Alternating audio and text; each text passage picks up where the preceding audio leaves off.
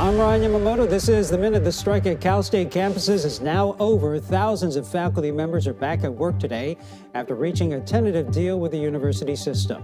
The agreement includes a retroactive salary increase, more parental leave, and protections for faculty. The union still has to ratify that contract. Today marks 1 year since the deadly mass shooting at mushroom farms in Half Moon Bay, 2 of them. 7 farm workers were killed. The shooting is one of the deadliest in San Mateo County. The tragedy also exposed the living and working conditions of California's farm workers. New Hampshire is holding the country's first primary of the 2024 election season today. The Republican race is now down to former UN Ambassador Nikki Haley and former President Donald Trump. Florida Governor Ron DeSantis dropped out of the race Sunday and endorsed Trump. I'm Ryan Yamamoto, and this is The Minute.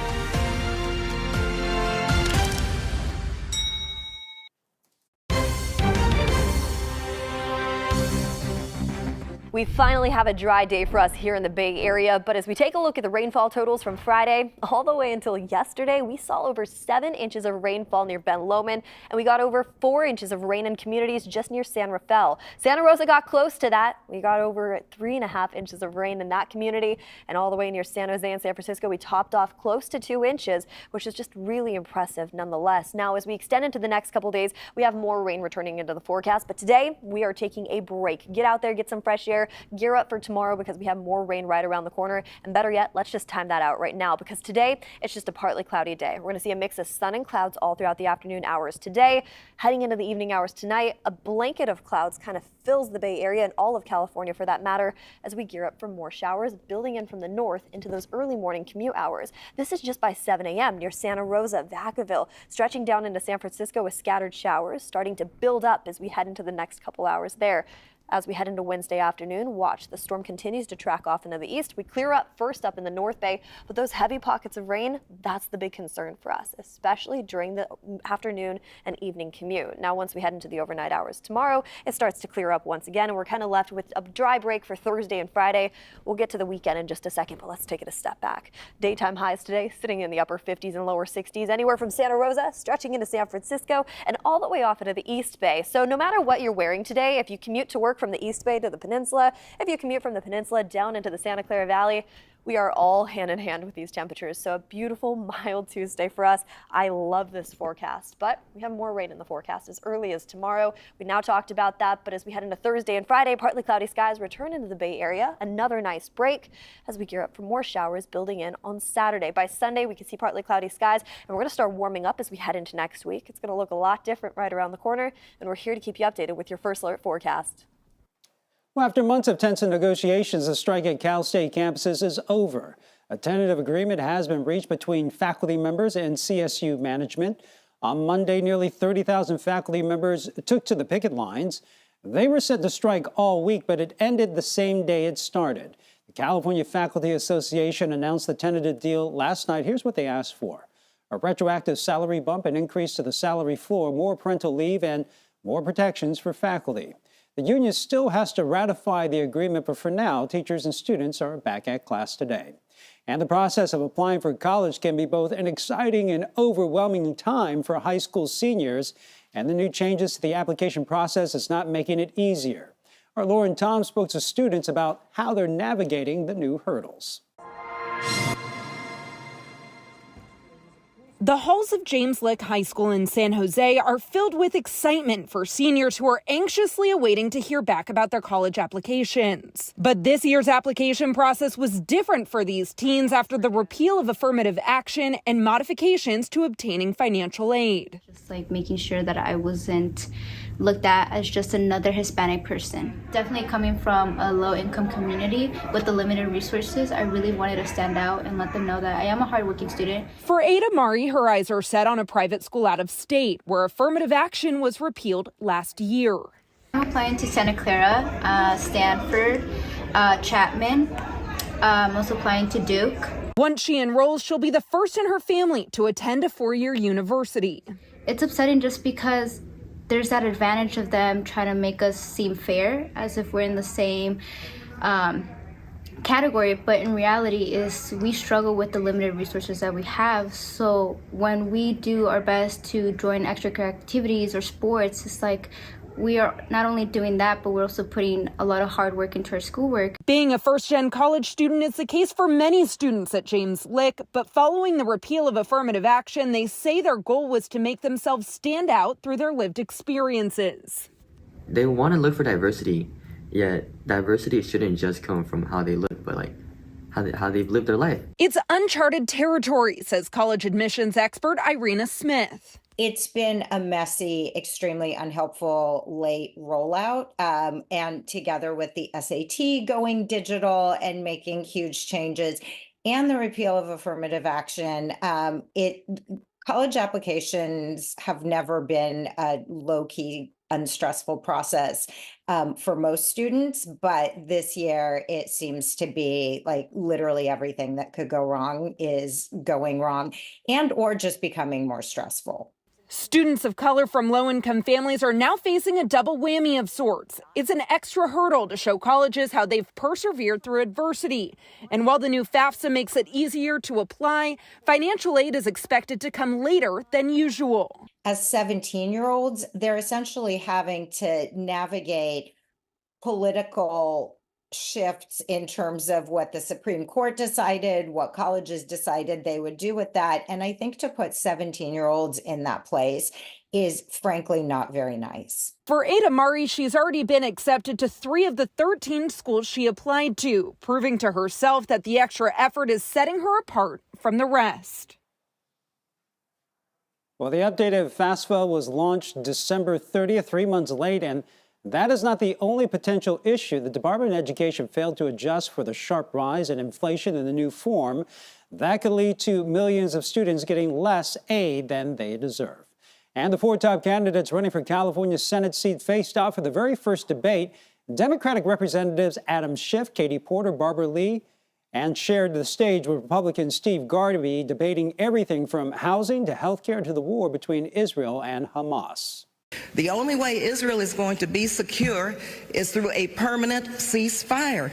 The only way that is going to happen is with a political and diplomatic solution. Ceasefire is not a magic word. You can't say it and make it so. But we have to push as the United States, as a world leader, for us to get to a ceasefire and to avoid another forever war. Israel has to defend itself. We can't leave Hamas governing Gaza. They're still holding over 100 hostages, including Americans. I don't know how you can ask any nation to cease fire when their people are being held by a terrorist organization. With common sense and compassion, we realize that we have to give Israel the opportunity to fulfill their sovereignty, to fight back. In San Francisco, people gathered for a watch party at Manny's in the Mission. Some already know who they will vote for, but those who are undecided carefully watch the debate. The latest Emerson College poll has Adam Schiff in the lead, followed by Republican Steve Garvey, Democrat Katie Porter, and East Bay Congresswoman Barbara Lee. California's primaries March 5th. The top 2 vote-getters, regardless of party, will move on to the general election in November. Currently, our state Senate our state's Senate seat is being held by LaFonza Butler. Governor Gavin Newsom appointed Butler to the position following the death of Senator Dianne Feinstein last October. She says she will not seek the permanent seat. And today, voters in New Hampshire head to the polls for the first primary of the presidential election. Florida Governor Ron DeSantis is throwing his support behind Donald Trump now that he's dropped out of the race. Nikki Haley has an uphill battle ahead of her. And still ahead on CBS News Bay Area, the Niners face the Detroit Lions with a spot in the Super Bowl on the line. The hometown connection that may have some Bay Area fans switching sides this Sunday. Plus, a key case on homelessness is being taken up by the nation's highest court. How it will directly impact people living in their cars on the streets here in the Bay Area. And taking a deep dive into a groundbreaking study on diets, why the answer may come from tracking twins. These are the stories that inspire us. This is where we're going to build all the bikes. Connect us. All right, guys. Drive us. These are the stories that reveal our true character. This is the most rewarding thing that I've ever done. Told by those who believe in the power of community. Oh my goodness. Good to see you. The kinds of stories you'll only see here. Oh, man. Our stories define us.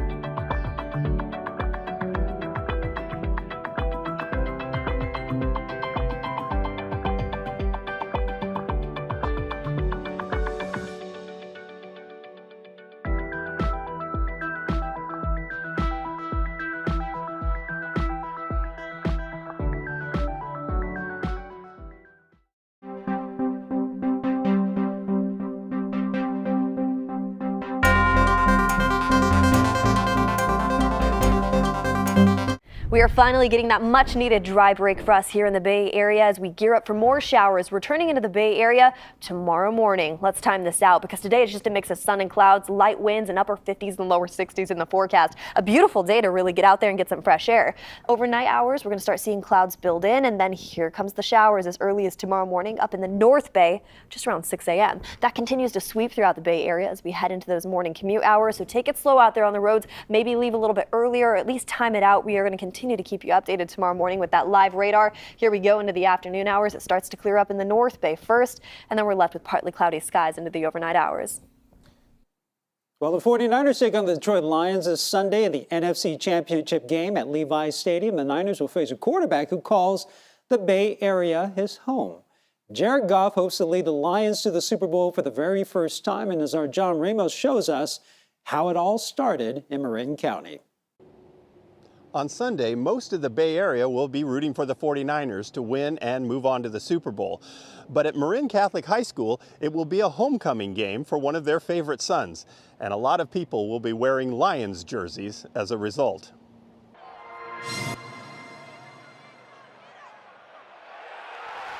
After an impressive playoff win over Tampa Bay, Detroit Lions quarterback Jared Goff talked about what it will mean to travel to the Bay Area for the NFC title game. It's nice to go back there in front of my friends and family and in front of a lot of my loved ones and play in a place I've played a bunch of times. This is one of those places, the football field at Marin Catholic High School in Kentfield.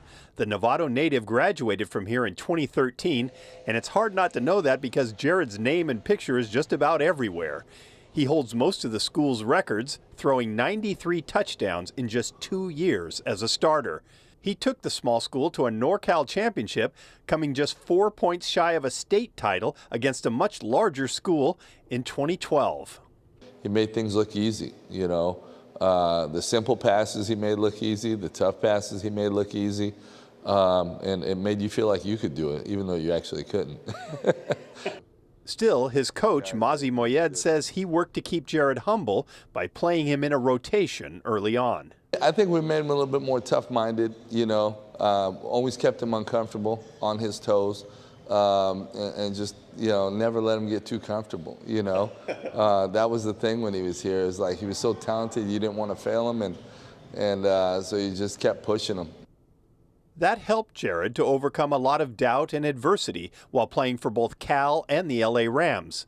But now in Detroit, it feels like Jared has found a home away from home, with Lions fans chanting his name during pregame warm-ups.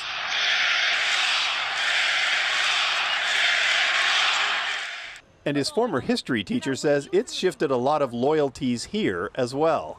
I am like a born and raised 49er fan, but on Sunday I'm a Detroit Lions fan because I'm a Jared Goff fan. What he represents for Marin Catholic, he's a true definition of a Wildcat, so I'm all in on the Lions. I wanted the Niners to win still, but I think for a lot of people it's going to change, and a lot of people are going to want him to win. Yeah, I think it is enough to make him root for the Lions. I mean, like, it's cool to have someone playing in the NFL that went here, you know. But despite all the success and adulation, his coach expects Jared to stay grounded. He's a humble guy, and he's one of the best players, you know what I mean? And you helped keep him humble. Well, we did our part. You know, he did his. And the nice thing is, no matter who wins Sunday's game, the Bay Area will have someone to root for in the Super Bowl. In 2021, Marin Catholic got the state football title, the first for any Marin school, and they followed it up that last year with another one. The coach believes Jared Goff helped with that by raising the bar when he was at school. And a reminder, we are your Super Bowl station. You catch all the action on KPIX and streaming on Paramount Plus on February 11th. What could cost you more to park your car in San Francisco? SFMTA is proposing a series of hikes in response to its $12.7 million budget deficit. If approved, annual residential parking permits would go up to $215. They are now $170. Parking fines would go up 5%, and if you ride Muni and use a Clipper card, you would no longer get a 50-cent discount. The agency plans to present the plan to the board of directors next week. And on any given day, there are more than 4,000 people living on the streets or in their cars in San Francisco. And now the fight for the city for that right to clear those encampments. It's an issue that's now set to be taken up by the nation's highest court. Our Kenny Choi gives us a personal look at who the Supreme Court's decision could directly impact.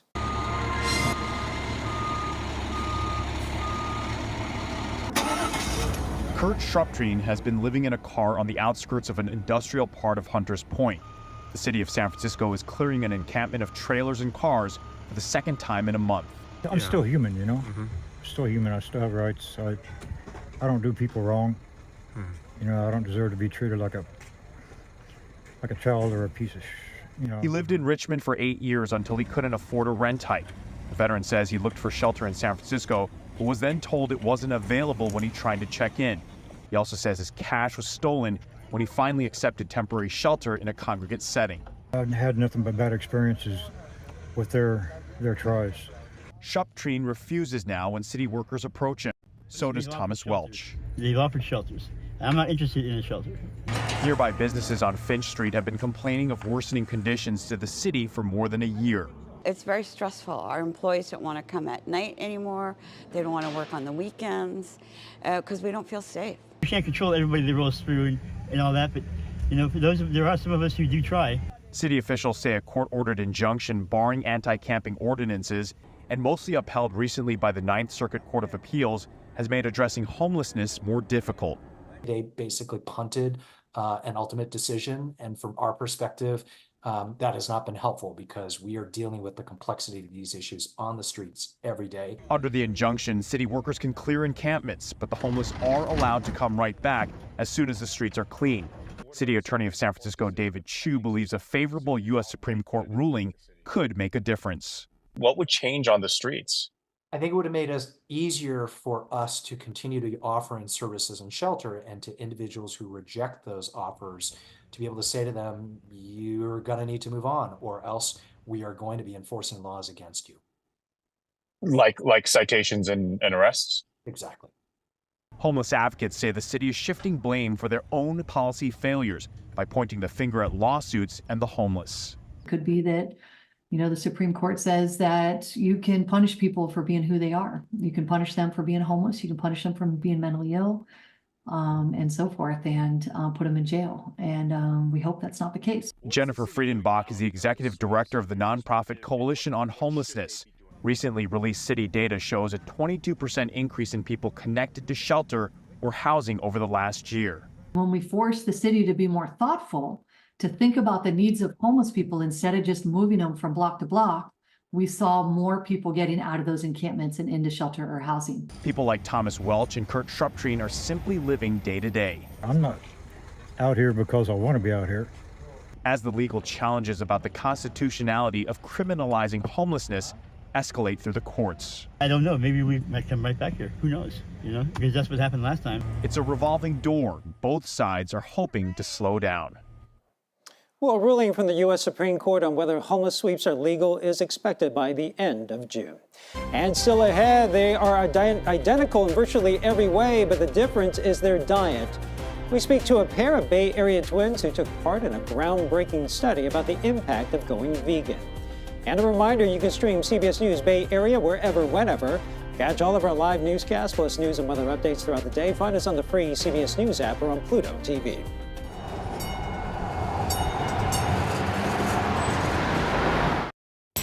This is Pix Plus. More of what you want, more often. More local news in the morning and the primetime edition. The only 8 and 9 p.m. news. With Devin Peely, Elizabeth Cook, Juliette Goodrich, and Sarah Donchie. Groundbreaking original storytelling from the KPIX newsroom. Plus Bear Politics, Project Earth, and weather like you've never seen. The primetime edition. Weeknights on the new Pix Plus. 44 Cable 12.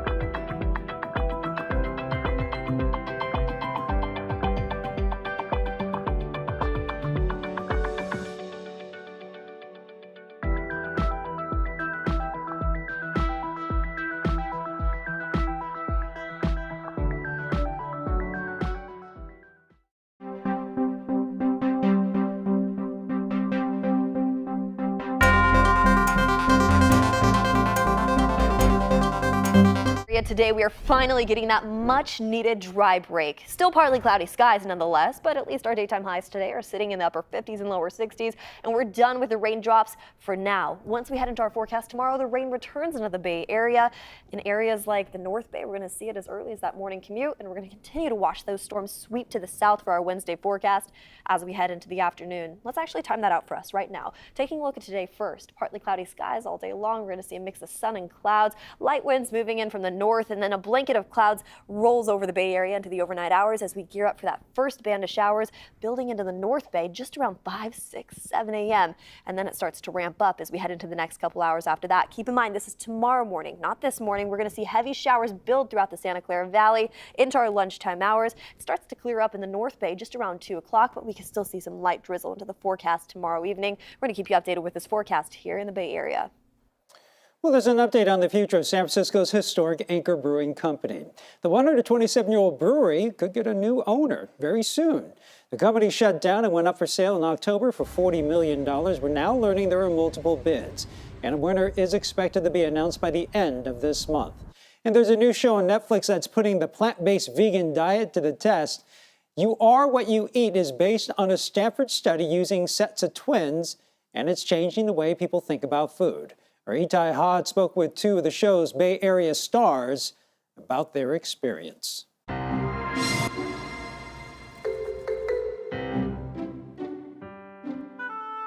Their entire lives, Pam and Wendy Drew have been DNA buddies, sharing clothes, their thoughts, and even their profession. In our case, not only do we have a built-in best friend, but we also have a great partnership in business. But just when they thought their destinies were identical in every way, these San Francisco chefs encountered a fork in the road, parting ways for a period of 8 weeks, at least when it comes to what's on their plates. A major challenge in nutrition studies is everyone is unique and responds differently to the same food. So what if we got people who are genetically the same? In 2022, Pam and Wendy were cast in a groundbreaking Netflix series released this month called You Are What You Eat, a twin experiment. The show follows 4 sets of identical twins. One is assigned an omnivorous diet, while the other is asked to only consume plant-based food. The only thing we had was Netflix. We're like, I don't care what I'm doing, it's Netflix, we're doing it. So the fire's high. While Wendy was given meats, grains, and veggies, Pam became a full-blown vegan. Pam had a few meltdowns in between the study, and I would have to coach her. In 2 short months, the results were anything but identical. I didn't think it would be as drastic or strong as we found. Christopher Gardner is the Stanford researcher who conducted the study. The average American diet is not very healthy. We sometimes call it SAD for sad. He says those who were given the vegan diet had lower bad cholesterol, higher healthier gut bacteria, and less inflammation. They also lost more weight. This means that you can change your metabolism with your diet pretty fast and in a meaningful way, just making a shift. That's exactly what Pam and Wendy have done since. While they still cook plenty of meat for their clients, they personally eat about half the amount they used to. I'll make myself a nice vegetable curry and, a side of cauliflower rice. But that's not all that's changed. They're also getting used to being local celebrities. We're down at the Embarcadero, and the lady's walking across the street, and she just looks at us, and she starts waving. She goes, "Oh my God!" Yeah. Doubling down on healthier food while having twice the fun. In less than a month since its release, the series is already topping Netflix charts all over the world. If you'd like to learn more about it, you can check out our website at kpix.com. We're coming up in our next half hour in CBS News Bay Area, the immigrant son of farm workers making history in Half Moon Bay. The new mayor tells us how he hopes to make a difference for the coastal city. And a Bay Area community could be the key to balancing the need for more affordable housing and protecting the environment. We take a look at the groundbreaking plan on Trip. These are your neighborhoods. This is your world. CBS News Bay Area. Still ahead on KPI. With Juliette Goodrich. And the CBS Evening News with Nora O'Donnell. Taking you to the day's top stories. Smart, comprehensive coverage. And immersive weather like you have never seen it. Join Juliette Goodrich and Nora O'Donnell. Weeknight 6 to 7:30 on KPIX.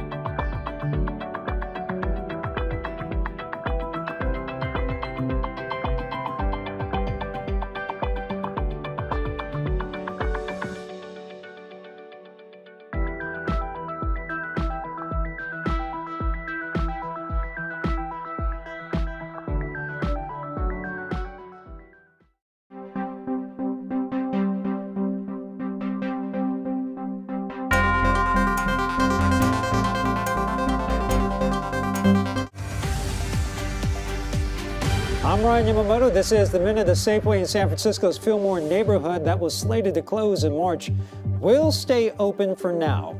Mayor London Breed said the city struck a deal to keep the store open through early 2025. Safeway announced the closure after the lot was sold to a developer. The strike at Cal State campuses is now over. Thousands of faculty members are back at work today after reaching a tentative deal with the university system. That agreement includes a retroactive salary increase, more parental leave, and protections for faculty. The union still has to ratify that deal. San Francisco's historic Inker Brewing Company will soon get a new owner. This comes after the company received multiple bids. The winner for the 127-year brewery will soon be announced later on this month. And the Bay Area's only primetime newscast at 8 and 9 p.m. on the all-new Pix Plus 4 to 4 cable 12.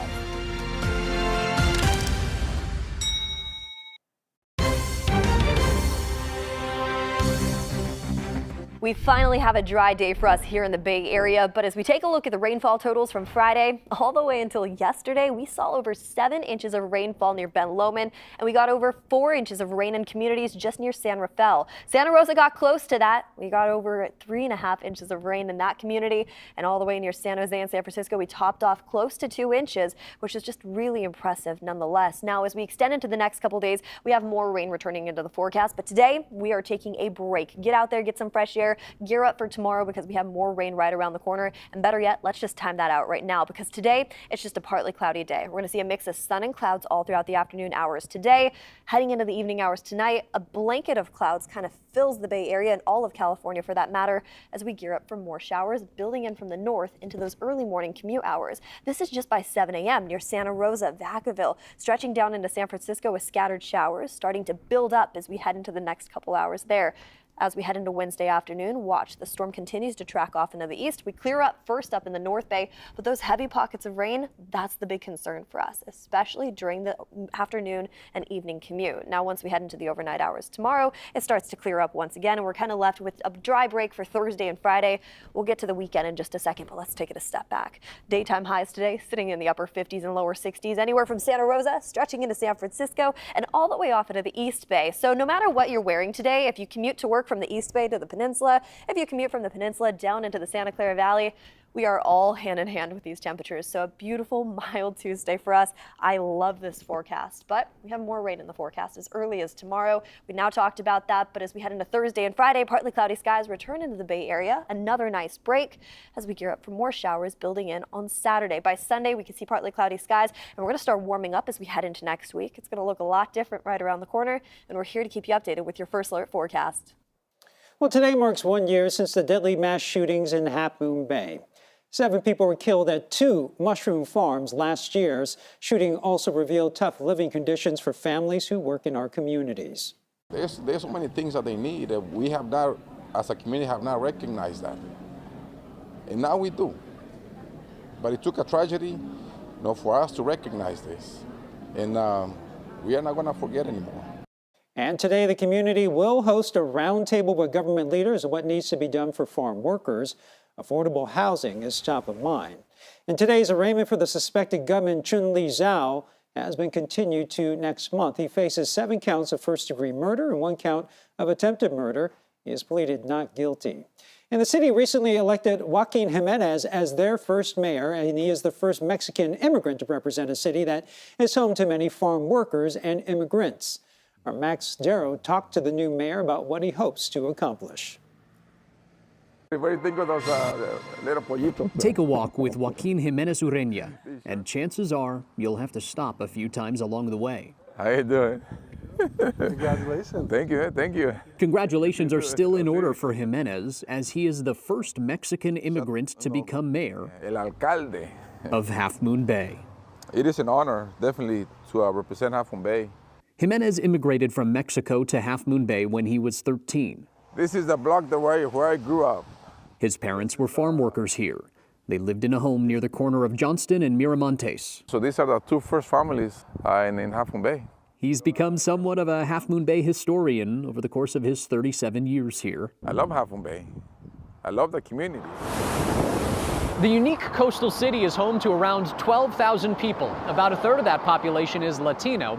Now, aside from the picturesque views that you get of the California coast here, you'll also find a lot of farms here. That's because Half Moon Bay was originally an agricultural outpost. We are a farming community. That's our heritage. And keeping that intact, says the mayor, is a must. But like many California cities, affordability in Half Moon Bay is a challenge, here especially for many of the farm workers. If we don't give them a decent place for them to stay, to live, they're going to move out. If we lose our farming, what's going to be our Half Moon Bay? Improving farm worker housing has been a priority for Jimenez for a while, but it became a major priority for the city and the state after tragedy struck last year, when a gunman went on a shooting spree and murdered 7 people at 2 Half Moon Bay farms. The world saw the dire conditions that many farm workers were living in, a reality Jimenez hopes to change. We need farm worker housing. As mayor and the son of farm workers, he says he wants to break ground on better farm worker housing this year. I want to see our first farm workers moving into farm worker housing, into a decent farm worker housing. Something that any of us can actually move into. It is very realistic. Another priority, continue to be an approachable leader, which is why you'll find him taking daily walks through town or often riding on horseback downtown. Although he's proud to give Latinos representation, he's honored to represent everyone of Half Moon Bay. I will stop and have a conversation with just anybody in our community. He hopes to inspire a future generation of leaders as well. I'm very interested in having our young adults becoming more involved in our city. Help us make decisions. Help us see what we don't see. Turning back the clock, becoming the mayor wasn't something Jimenez saw in his future. It was something neither he nor others thought was possible. Feels really good. That's my office. So he has no plans to take that opportunity and responsibility for granted. And Jimenez was elected as the first Mexican immigrant to serve on Half Moon Bay City Council back in 2020. The city chooses one of its 5 council members to serve as mayor each year on a rotating basis. California is offering money to help first-time home buyers, but there are some changes you should know about. The California for All Shared Appreciation Loans program started last April. Nearly $300 million were set aside, and it was gone in just 11 days. The loans max out at $150,000 or 20% of the purchase price with no interest and no monthly payment. And this time around, the state program will select winners through a lottery system. And to be chosen, applicants have to meet certain income requirements, and their parents cannot be homeowners. Well, there's a new neighborhood emerging on San Francisco's Treasure Island. It's a mix of high-rise condos and affordable apartments, and it's reflecting the reuse mentality. Treasure Island has long established reputation for its focus on sustainability. And Kenny Choi says there is an effort to make sure the new development that it fits that vision.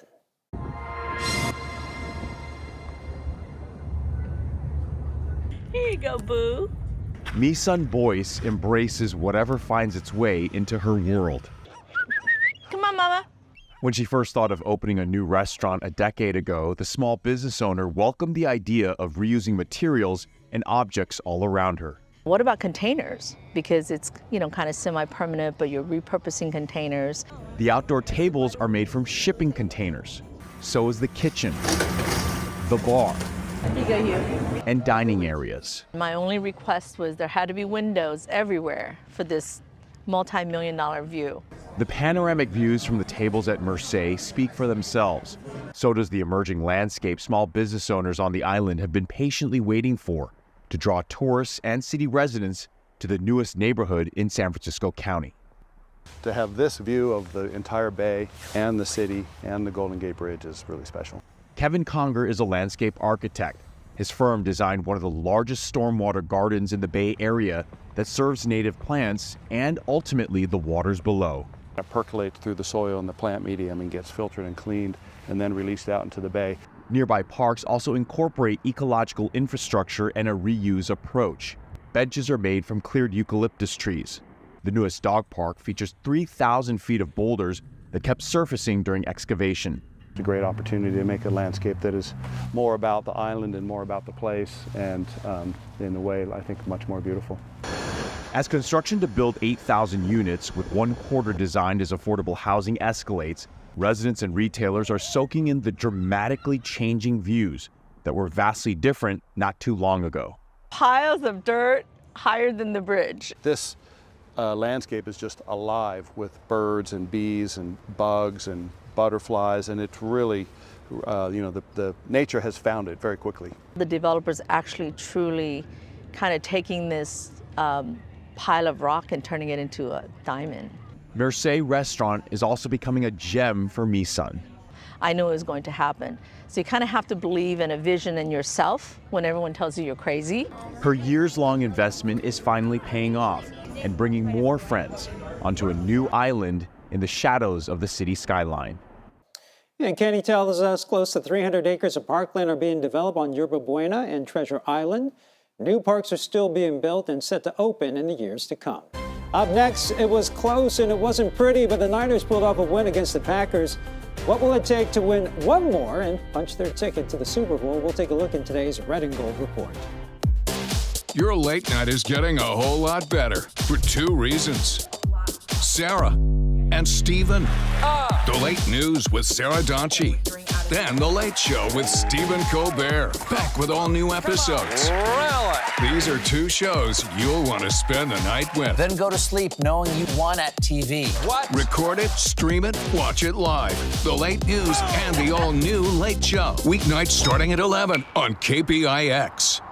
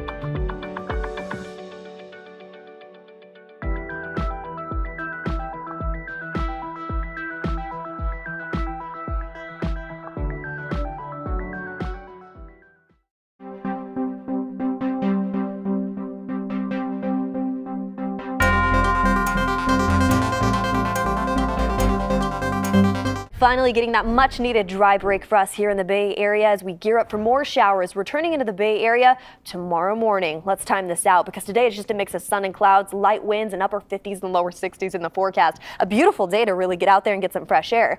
Overnight hours, we're going to start seeing clouds build in, and then here comes the showers as early as tomorrow morning up in the North Bay just around 6 a.m. That continues to sweep throughout the Bay Area as we head into those morning commute hours. So take it slow out there on the roads, maybe leave a little bit earlier or at least time it out. We are going to continue to keep you updated tomorrow morning with that live radar. Here we go into the afternoon hours. It starts to clear up in the North Bay first, and then we're left with partly cloudy skies into the overnight hours.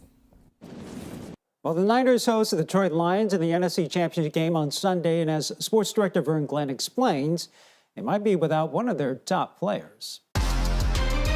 This is the Volkswagen Red and Gold Report. One of the big storylines this week is the status of Deebo Samuel's shoulder. It is not broken, but Kyle Shanahan is still unsure if Deebo will be able to play on Sunday. He missed 3 weeks this season with an injury to the same shoulder. Now, one of the big concerns about the 49ers heading into the playoffs was how they would fare in a close game. We got answers Saturday night. That was their first win this season in a game decided by 5 points or less. Very proud of the guys in there. I thought that was as big of a mental challenge and just a character game as any game I've been a part of. That's how you got to get it done. You know, we talk about it all the time, grimy wins. That's as grimy as it gets. It does check a box. I don't know, it doesn't help you for next week, but it does give us a little token of confidence to know that, hey, we can get it done. What a better time to learn how to win a gritty game than in the playoffs. You know, just a little bit of stress here and there for everybody. With a Red and Gold Report, I'm Vern Glenn. And of course, the stakes are high for Sunday's game at Levi's Stadium, and so are the ticket prices on StubHub. We're seeing seats in the upper sections for more than $500. We will see how demand and prices play out through the week. It's going to go up.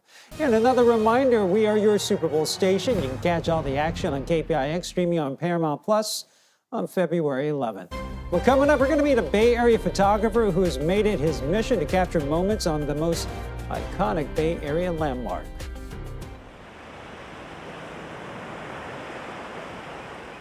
I would like to see the headlines that the national press picks up on and say, look, there's another side to the Bay Area. We take those headlines a little step further to sort of connect all these wonderful communities here. Really embracing the positivity and hopefully spreading it. The Bay Area is full of some amazing, innovative change makers. People that are out there making a difference. In fact, I feel privileged that I get to share those stories. Wake up with the Morning Edition, weekdays on KPIX.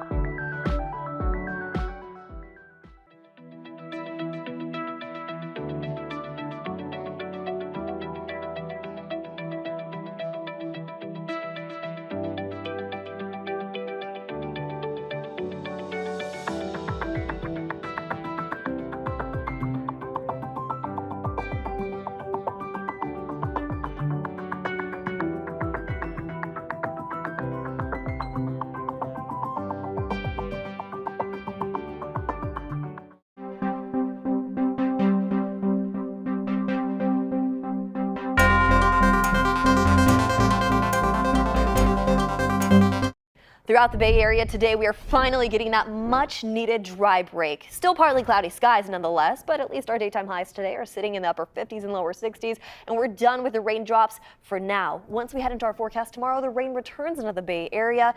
In areas like the North Bay, we're going to see it as early as that morning commute, and we're going to continue to watch those storms sweep to the south for our Wednesday forecast as we head into the afternoon. Let's actually time that out for us right now. Taking a look at today first, partly cloudy skies all day long. We're going to see a mix of sun and clouds, light winds moving in from the north, and then a blanket of clouds rolls over the Bay Area into the overnight hours as we gear up for that first band of showers building into the North Bay just around 5, 6, 7 a.m. And then it starts to ramp up as we head into the next couple hours after that. Keep in mind, this is tomorrow morning, not this morning. We're going to see heavy showers build throughout the Santa Clara Valley into our lunchtime hours. It starts to clear up in the North Bay just around 2 o'clock, but we can still see some light drizzle into the forecast tomorrow evening. We're going to keep you updated with this forecast here in the Bay Area. Well, the Golden Gate Bridge is said to be the most photographed bridge in the world, but there may be one guy who has taken more pictures of the bridge than anyone else. But he told our Itai Had it's not the span itself that he's out to capture, it's the stories that unfold on it. Step onto the Golden Gate Bridge on any given day, and you might just become the focus of Jake Ricker's 6-year-long obsession. November 2017, I came out here one day, just by myself, just photographing, and then I never really left. A street photographer, or in this case, bridge photographer, he's been here every day capturing life along this iconic landmark. Some days it's like a really, really sad day, and some days it's a really, really exciting and positive experience, and I think that's what makes it so amazing. In the last 4 years, he says he's missed only 20 days, snapping an estimated 100,000 photos. Are there ever days where you don't want to be here? Yeah, I mean, all the time. I wish I could sleep in. I wish I could not be in cold, fog, and rain. He's here up to 10 hours a day. But unlike most people, his eye is not on the bridge itself, but on what's happening on it. You have 1 second to get it right. You can never duplicate that situation again. And when you get something out of that, I think it's way more magical than anything that can be captured in a studio. The bulk of his work is done on film using a compact Leica camera. Over the years, he's witnessed everything from car crashes to protests to weddings, and something else this span has sadly become famous for. There's been days where I've literally stopped or played a role in stopping 3 or 4 people from jumping in one day. After repeated delays, the long-awaited suicide prevention barrier has finally been completed this month. In the last few years, Jake estimates he's helped around 90 people, either talking them off the ledge or keeping them distracted long enough for a patrol officer to arrive. Financially speaking, however, he's barely surviving, relying on savings and credit cards to fund his project. But so far, he hasn't been able to monetize it. In fact, he can't even afford to develop most of his photographs. Absolutely, it's art. Kipton Cronkite is an LA-based art consultant. We asked him to look at some of Jake's photos. What he's been able to do is not only capture the activity that's on the bridge, but just what happens in our daily lives. I think it will touch the emotions of anybody that sees it. In the meantime, Jake says he's not going anywhere. If all my financial problems were solved, this is still what I would be doing. And while he has no idea whether his project will ever see the light of day, he'll cross that bridge when he comes to it. Well, now for a look at some of today's most talked about stories, and nominations are in for the 2024 Oscars. No surprise, Oppenheimer leads the pack with 13 nods, including Best Picture and Best Director, also competing for Best Picture. American Fiction, Anatomy of a Fall, The Holdovers, Killers of the Flower Moon, Maestro, Past Lives, Poor Things, and The Zone of Interest. It comes after a huge year for film, which we saw the Barbenheimer phenomenon dominate the box office. You can see the full list of nominees on our website at kpix.com. Well, the popular Stanley Cup tumblers are making waves again after a Roseville woman tried to cash in on the fad. Literally, that woman reportedly stole $2,500 worth of Stanley Cups from a local store. Roseville police say they later spotted the woman while she was driving and found 65 Stanley Cups inside her car. They arrested her for grand theft. Police department later posted to social media saying they strongly advise against turning to crime to fulfill your hydration habits. And Oreo cookies are launching an out-of-this-world flavor. The new Galaxy-inspired limited edition cookies named Space Dunk feature blue and pink cream inside. Each package even includes a QR code that allows you to enter for the chance to win a 6-hour journey to the edge of space. Well, thanks for streaming CBS News Bay Area. I'm Ryan Yamamoto. We'll be right back with your First Alert forecast and a look at your top stories.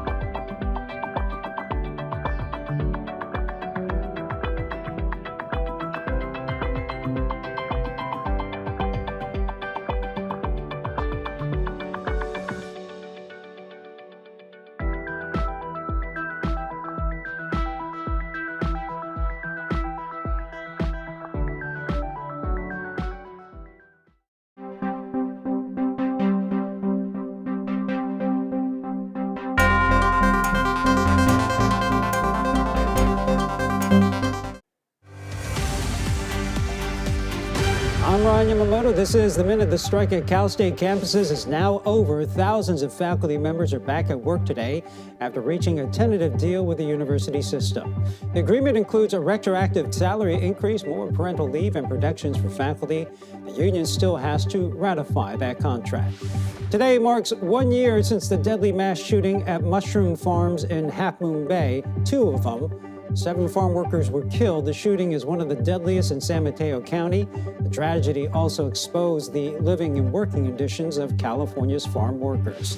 New Hampshire is holding the country's first primary of the 2024 election season today. The Republican race is now down to former UN Ambassador Nikki Haley and former President Donald Trump. Florida Governor Ron DeSantis dropped out of the race Sunday and endorsed Trump. I'm Ryan Yamamoto, and this is The Minute.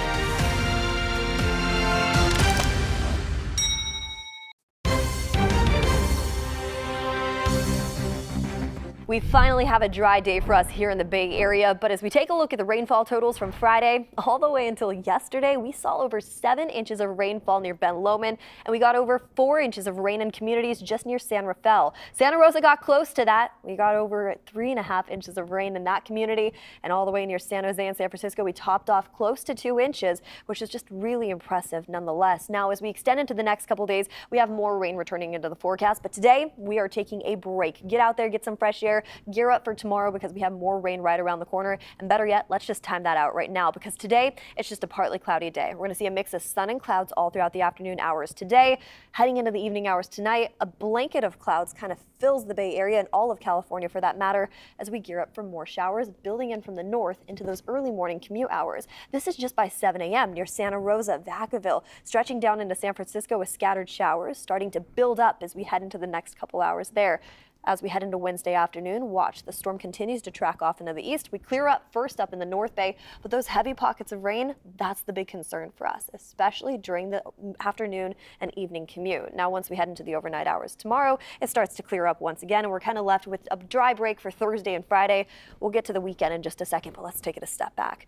Daytime highs today sitting in the upper 50s and lower 60s, anywhere from Santa Rosa, stretching into San Francisco, and all the way off into the East Bay. So no matter what you're wearing today, if you commute to work from the East Bay to the Peninsula, if you commute from the Peninsula down into the Santa Clara Valley, we are all hand in hand with these temperatures. So a beautiful, mild Tuesday for us. I love this forecast, but we have more rain in the forecast as early as tomorrow. We now talked about that, but as we head into Thursday and Friday, partly cloudy skies return into the Bay Area. Another nice break as we gear up for more showers building in on Saturday. By Sunday, we can see partly